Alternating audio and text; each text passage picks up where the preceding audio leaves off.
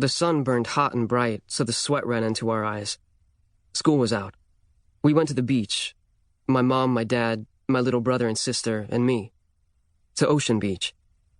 The sand was littered with trash and fallen trees and driftwood and broken-apart fishing boats, but still, the beach was pretty that day. The sky was clear blue, almost transparent, so you could see the round, perfect moon, white in the midday sky.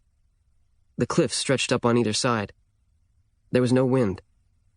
A group of surfers paddled out past the breakers, the swells forming neat, perfect lines nearly a mile out from shore.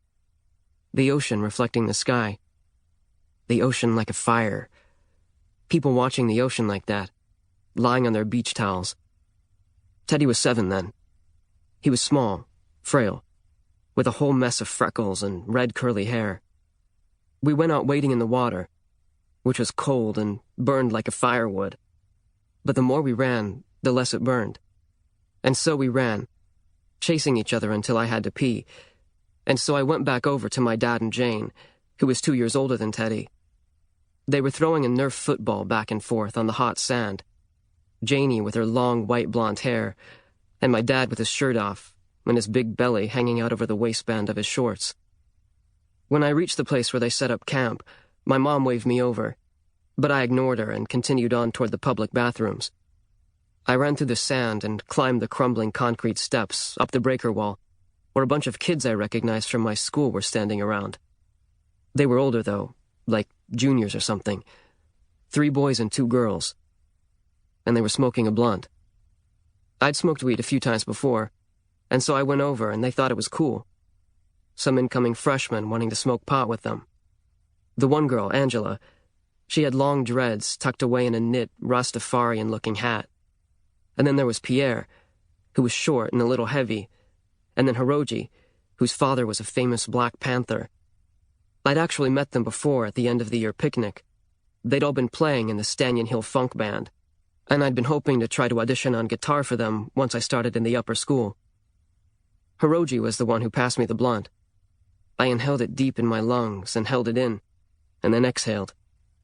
At the time, it really didn't seem like a big deal.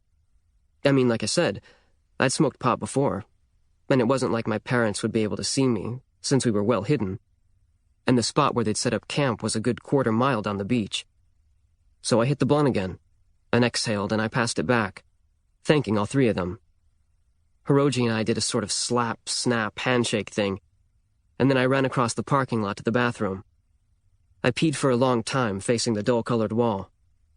And then, it was as though someone was there, next to me, speaking, almost whispering in my ear. The voice was like my voice, but deeper, more grown-up sounding. It was like my adult voice, telling me not to go back outside. Don't go, Miles. It's not safe.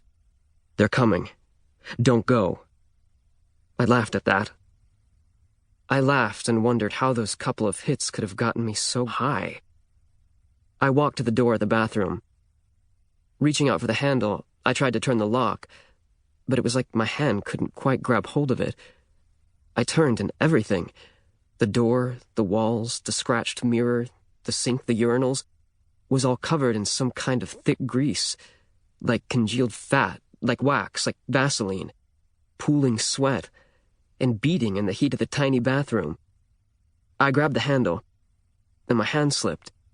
I called for help, but the voice was there again, telling me not to go out. They're coming for you, Miles. You can't go out there. But I had to. I had to get out. I pounded on the door. I screamed and screamed. Help! Please! Help me! But no one came. There was only the voice.